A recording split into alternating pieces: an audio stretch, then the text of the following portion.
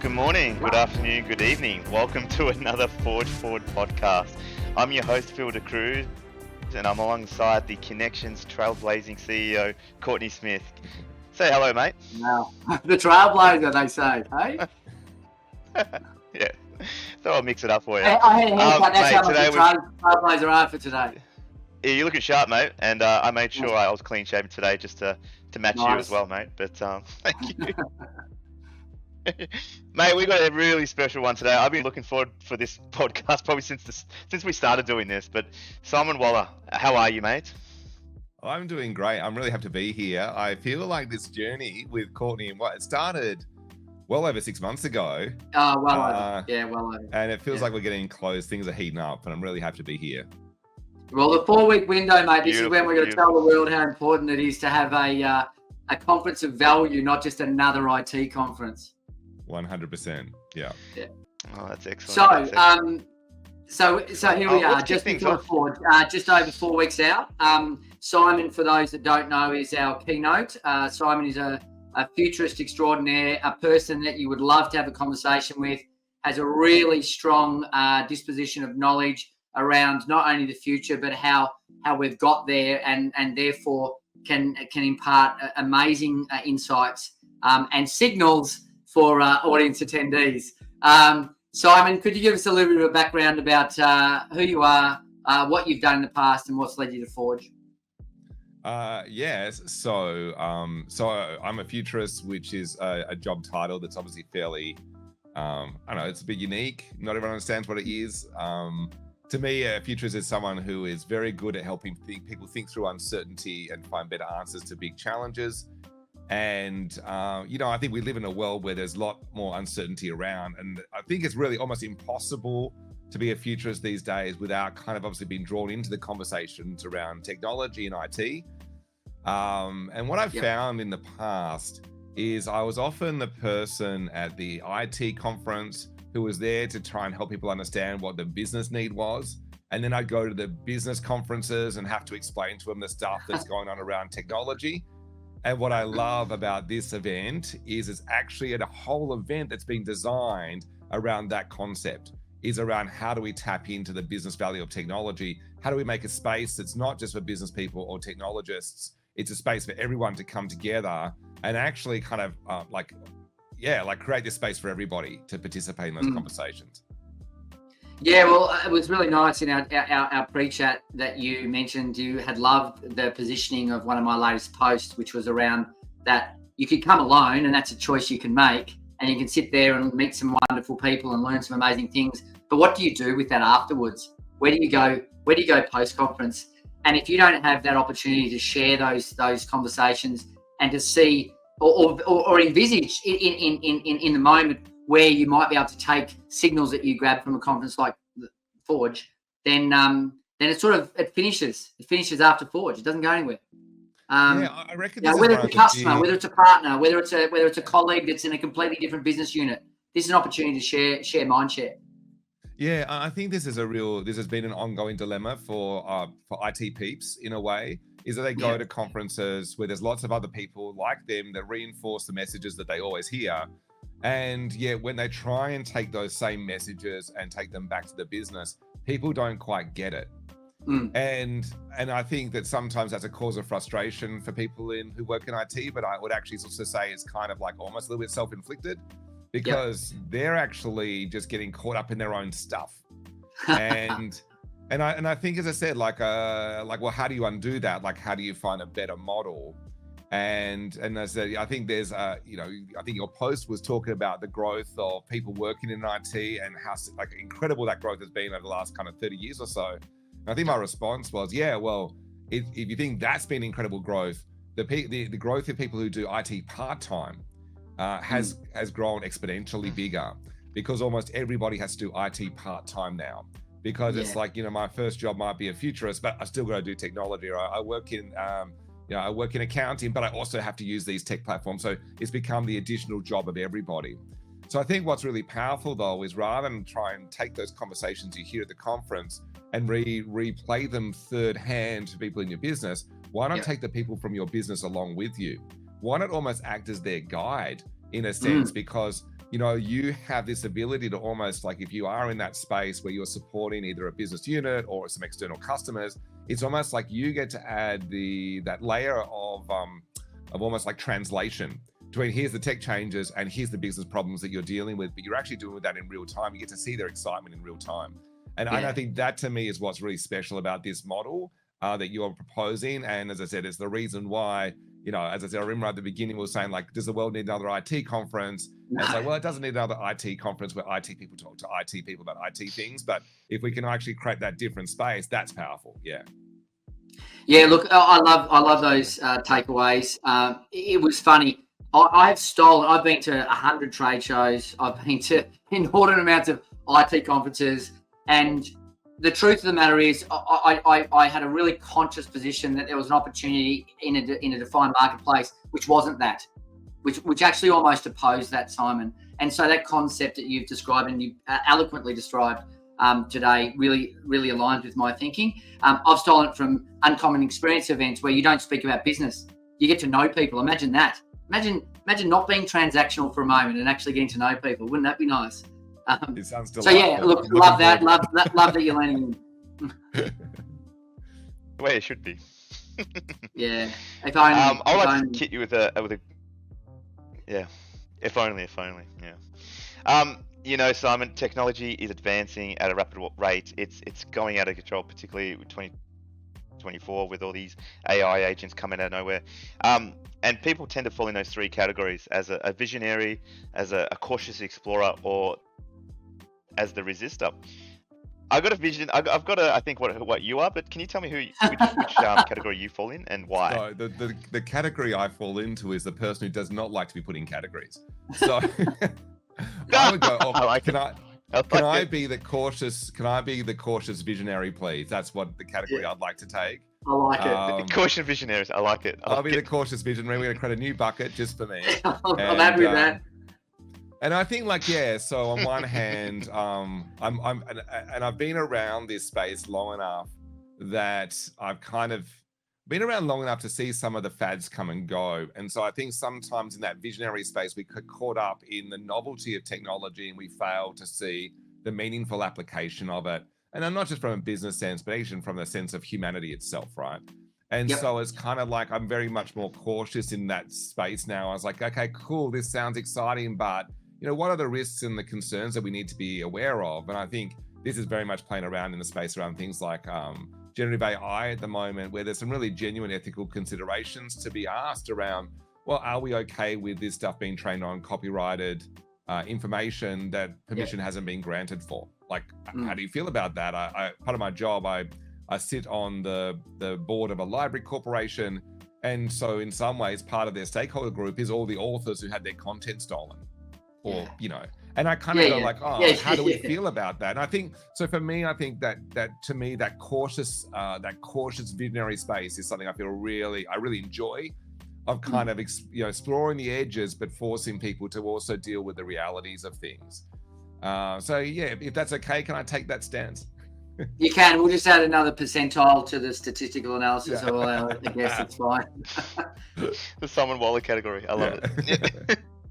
You actually broached a couple of subjects that links into the next conversation as far as I'm concerned, which is that concept of Simon's going to be at the conference. Simon's going to position some unique things without giving it all away, because we want there to be a present and a surprise at the end for everyone to attend. What are some of the insights you'd hope people walk away with from the conference after getting a grab of Simon for a little while?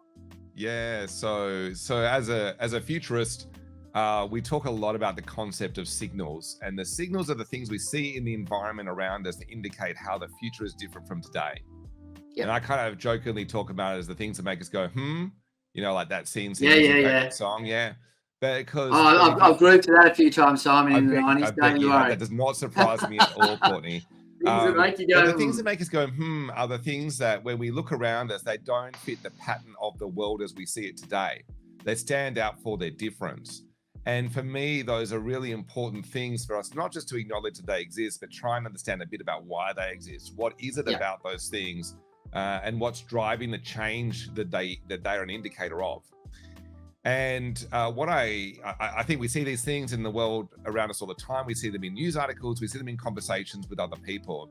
But I reckon that when you go to events like this, it's like a steroid fueled like fiesta of signals. In the sense that what you're going to be exposed to is, other business leaders, and the challenges and things that they're dealing with and the use cases they've found. You're going to be dealing with kind of industry experts who are going to be talking about emerging aspects of different technology and its application. And I think, as I said, you go to a place like this and you are just going to be bombarded with signals. And as I said, I reckon that is what I'd love people to get out of it, because I think it's not realistic for us to process all of that stuff in real time and make sense of it. But it's by actually being in that space and being exposed to those things is actually going to shape your thinking in your business for months and potentially even years to come. So I think that part of my job is to set people up well for that experience. So at the beginning, we're going to be sharing some of the tools and techniques that futurists use to be able to kind of, as I said, think their way through uncertainty and make sense of this emerging space that we're in. So I think that would be my kind of main thing, is how do we prepare people for it? How do we then kind of let them process the stuff that they're finding? And I'm really looking forward as well to the panel conversation. I think panels conversations are almost like the number one place to find signals. You get a handful of experts in their field on stage and you do this bit of a deep dive into the edgy stuff that they're thinking about. And I mean, that's super insightful. Yeah, and look, we're even going to have some really, really unique things like old school games at some of the activation statements, which will. I've been experimenting with these games just to see what would be fun, and I'll tell you what, our household, because I've had to get them all to test them all. All we do is sit at the dinner table now is play games, like we're playing, old school puzzles, and it's so much fun. So it doesn't always have to be tech to make our minds think and send operate, any right? of them my way. My girls, we love playing games. Oh, seriously, mate, there's some crackers. I'll send them after Forge. You got to come to Forge to get some free kit. That's what you have to do. Yeah, and I think there's something really beautiful in that is how do we create those opportunities, like almost low-tech opportunities for us to connect and share ideas with each other. And as I said, that this is what, if we're going to have another conference, do a conference that's actually going to provide those opportunities for people. Yeah. Look, we've got another wonderful speaker coming to the conference. I don't know if you've met him, Simon, Professor Chris Berg. He's at RMIT. Chris has been on the edge of their D3 division, which is their sort of digital group at RMIT. And one of his big signals was around the concept of colliding S-curves. That lots of things are happening at the same time. Have you got anything, without giving that away as well, because that'll be a topic in its own right? How are you seeing that concept of colliding S-curves? I've not met Chris. I do love the concept of S-curves as a way of it. To me, it feels like a much more mature way of thinking about technology. We often think of technology. I think, we get this, gets sold that there's this exponential growth curve that comes with technology, but in the reality of it is nothing can grow exponentially forever. So at some point we will see a plateauing. My view has always been, even when we kind of talk about the impact of technology, not the growth and the power of technology itself, but more about the impact of the technology. That whether or not, sometimes there are certain things that we do within business where greater power means greater outcomes. And then there's other ones where you actually end up with a diminishing return of grading computing power. And so I do think that somewhere we are actually, as a journey, as a society, I think we've kind of potentially starting to plateau in terms of the impact of some technologies on us. And potentially we've even started, in some cases, going through a period of diminishment. And I think the example of that is around things like some of the social media stuff. It's like, is this really adding more value to society now? I'll be definitely there for that presentation though, because I do like this idea of both the value of S-curves and there's multiple S-curves that we're dealing with simultaneously. How do we actually take advantage of the growth? And personally, also, how do we avoid some of the negative implications that come when technology is used poorly or even potentially used against us? I'm so with you. The mere fact that you mentioned socials just leads me into the email or the little message I sent my team today, where right, wrong, true, fake, I don't really care. It was a young girl talking about the pain and suffering that she had being caught in the media, social media hype, and realizing that she's losing her life, literally her being to it it's a programmed control mechanism. And I don't want to go down that sort of jump on that soapbox or go down that rabbit hole too much today. But I really do like the way you framed the social being a negative outcome of technology. I think it's a challenge even for content like this, Courtney. So in some ways with this type of podcast, we're playing the content creators game. I literally just put my own kind of post out around that just today, which was saying, to play that game really well, like content creation is a form of gambling. We put content out and we get wins and we get losses. But the way that you beat the odds is you basically do like huge amounts of quantity over the value of quality. You be controversial rather than actually adding so it's like how do you navigate that space if you don't want to play the game like that? So if you really are focused on doing high quality stuff, which necessarily takes longer, and that you don't want to be controversial, but you want to be like add value to people, it's actually a harder game to play. And I think that's the dilemma with these types of things, is somehow the system gets bastardized towards some of the poorer versions of society, and the poorer representations of humanity. And I think at some point, again, to be honest, it speaks to the power of in-person events. So in an in-person event, it doesn't serve you necessarily to be as controversial, and it does serve you to serve up better quality, and everybody has to be personally accountable for what they say and do. So again, I think there's an honor and a truth and an honesty that we get in in-person events that I think we sometimes miss out on in the online world. And I do believe that's why events like Forge, but the ones that create that really positive space for people to interact in, there's a huge future for them. Because I think there's another point of this where we kind of get a little bit frustrated and pissed off with the state of the online world at the moment. Yeah. Oh, I couldn't agree more, and I love it. Awesome take. And how cool that we get a conference where we can talk about this stuff. I know. Like, there's a if I told you I've got Dr. Peter Fonto, who is the urban shaman coming, 82-year-old, acts like a 30-year-old, uses generative AI like it's his second mind. I mean, this is the world we live in. This is the world we live in, and what a time to be alive. Yeah.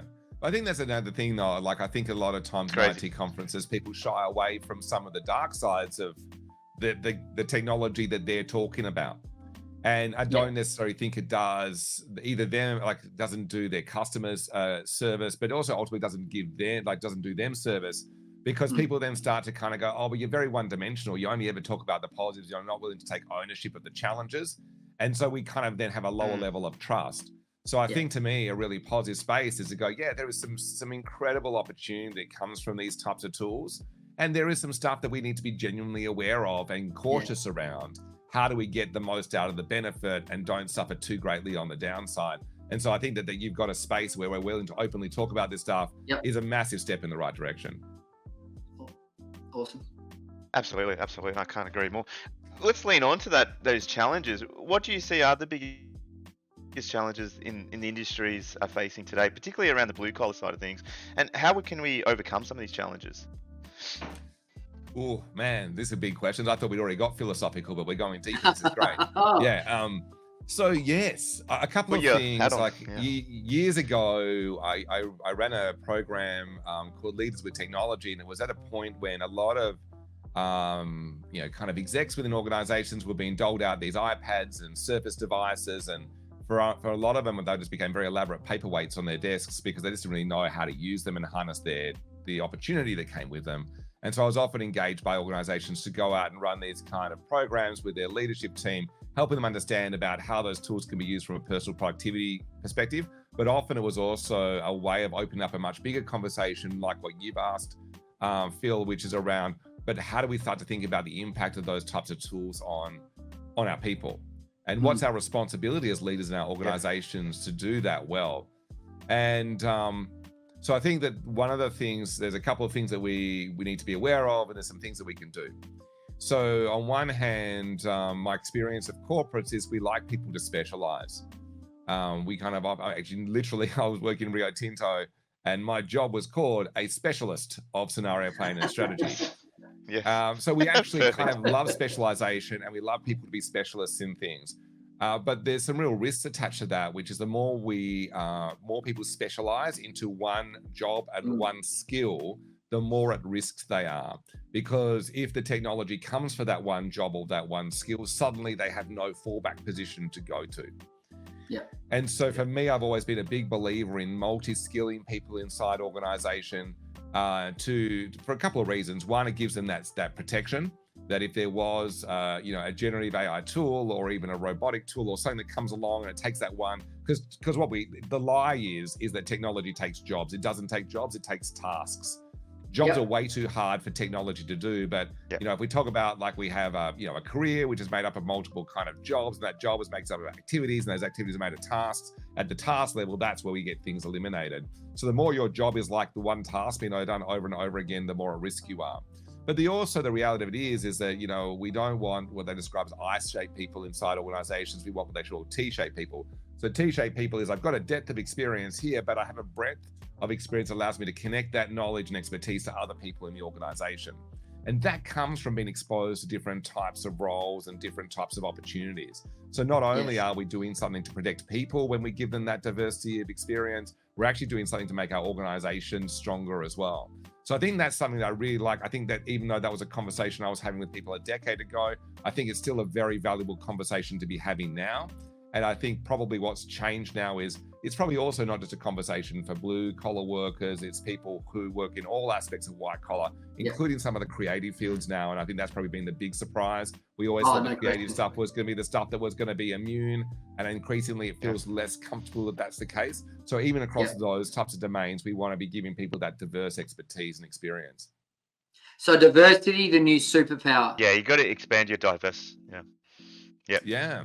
And I do, as I said, I think I would say, you got to diverse your portfolio.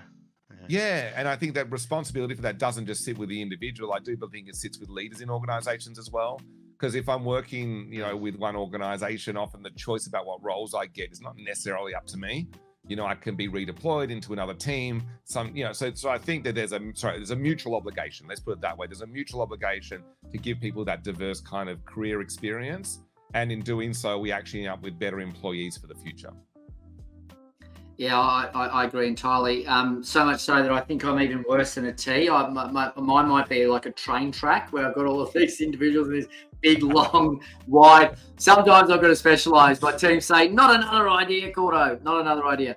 I think you might be the whole alphabet. Yeah, that's right. Yeah.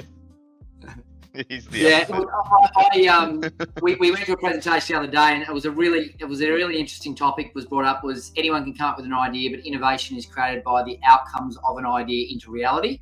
Yes. So that was pretty cool, and I really stepped into that. Vision of the future. If we could wave a magic wand, where do you see this world we're living in 5 or 10 out? Things are going to change. Things are going to change whether we like it or not. Yeah, it's a great question, and absolutely a big question as well. Like, you're definitely going big. The vision for the future. You know what? Look, I feel sometimes that, again, it probably makes sense given it's my job, but I'm probably find myself a little bit ahead of the curve in both the adoption of different technologies, and also sometimes the discarding of those technologies. And I spend very little time on socials these days. I do kind of LinkedIn for some business development and kind of positioning stuff, but I'm really never on Insta, Facebook, Twitter. I've kind of burnt all my accounts on those things.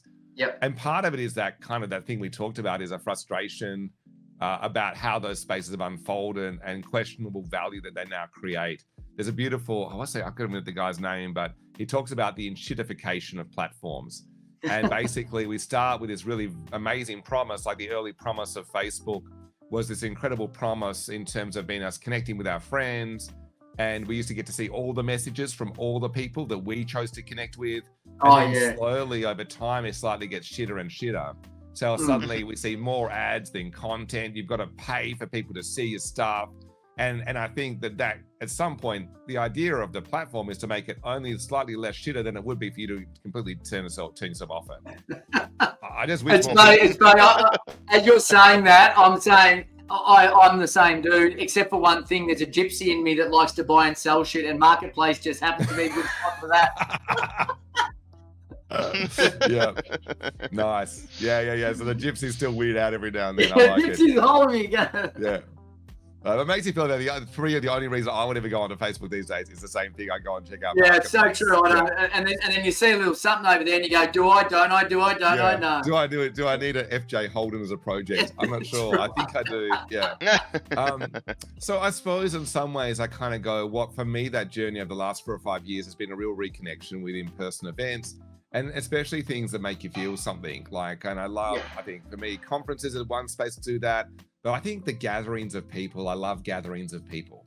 And that can be at concerts, you know, we had this shared experience. But I do think that what I'd like to see, you know, is that future where there is greater levels of kind of interhuman connection. Yep. And I think necessarily that means we need to be a little bit more wary about how the role that some technologies play in our lives.